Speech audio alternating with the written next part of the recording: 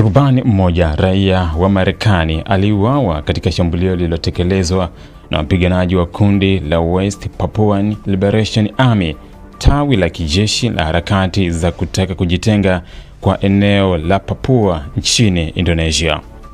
Tukio hilo lilitokea jana Julai 2 mwaka 2026 katika wilaya ya Yahukimo, moja ya maeneo ya milimani na yenye misitu minene mashariki mwa Indonesia, ambako kwa miaka mingi kumekuwa kitovu cha mapigano kati ya vikosi vya usalama wa Indonesia na makundi ya waasi wanaopigania uhuru wa Papua. Kwa mujibu wa taarifa zilizotolewa na kundi hilo, wapiganaji hao walihusika na shambulio hilo lililosababisha kifo cha rubani huyo aliyekuwa akiendesha ndege katika eneo hilo. Waasi hao wamedai kuwa walilenga ndege hiyo kwa madai kwamba ilikuwa ikitoa msaada kwa shughuli za serikali ya Indonesia katika maeneo yanayokumbwa na mapigano. Hata hivyo, madai hayo hajathibitishwa na mamlaka za Indonesia wala serikali ya Marekani, huku uchunguzi ukiendelea kubaini mazingira halisi ya tukio hilo. Ripoti za awali zinaonyesha kuwa tukio hilo lilitokea katika eneo ambalo usafiri wa anga ndiyo uti wa mgongo wa maisha ya kila siku.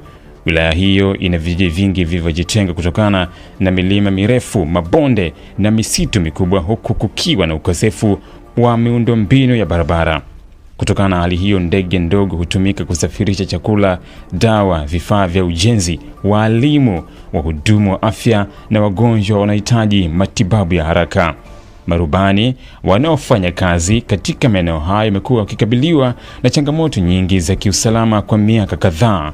Mbali na hali ngumu ya hewa na mazingira hatari ya kuruka kati ya milima, pia wamekuwa wakikumbana na vitisho vya mashambulizi kutoka kwa makundi ya waasi wanaodai kuwa baadhi ya safari hizo zinasaidia shughuli za serikali au vikosi vya usalama vya Indonesia.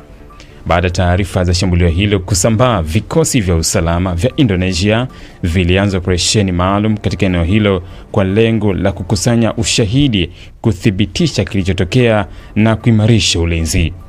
Timu za uokoaji na uchunguzi pia zilitumwa katika eneo hilo, ingawa kufika kwenye baadhi ya maeneo ya Yahukimo kunatajwa kuwa changamoto kutokana na umbali, hali mbaya ya hewa na mazingira magumu ya kijiografia. Hadi sasa mamlaka za Indonesia hazijatoa taarifa kamili kuhusu utambulisho wa rubani huyo, aina ya ndege aliyokuwa akiendesha au iwapo kulikuwa na abiria wengine waliokuwa ndani ya ndege wakati wa shambulio hilo. Marekani pia inatarajiwa kushirikiana na Indonesia katika kuthibitisha taarifa zote zinazohusiana na kifo cha raia wake pamoja na kusaidia uchunguzi unaoendelea. Papua imeendelea kuwa moja ya maeneo yenye migogoro ya muda mrefu zaidi nchini Indonesia. Tangu eneo hilo lijumuishwe rasmi ndani ya Indonesia katika miaka 1960, makundi mbalimbali ya wanaharakati na waasi yamekuwa yakitaka kujitenga na kuanzisha taifa huru la West Papua. Serikali ya Indonesia imekuwa ikisema kuwa Papua ni sehemu isiyotenganishwa ya taifa hilo na imeendelea kuendesha operesheni za kijeshi na kiusalama dhidi ya makundi yanayoendesha harakati za kujitenga.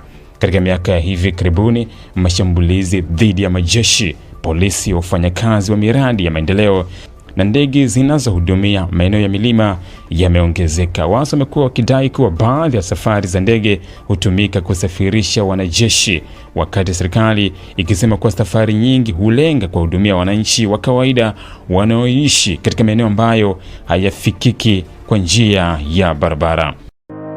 Ili kuwa mwanafamilia bora wa Global TV, usisahau kusubscribe, like, kushare na kucomment. Baada ya kusubscribe, bonyeza alama ya kengele ili kupata taarifa kwa kila video inayopanda Global TV Online.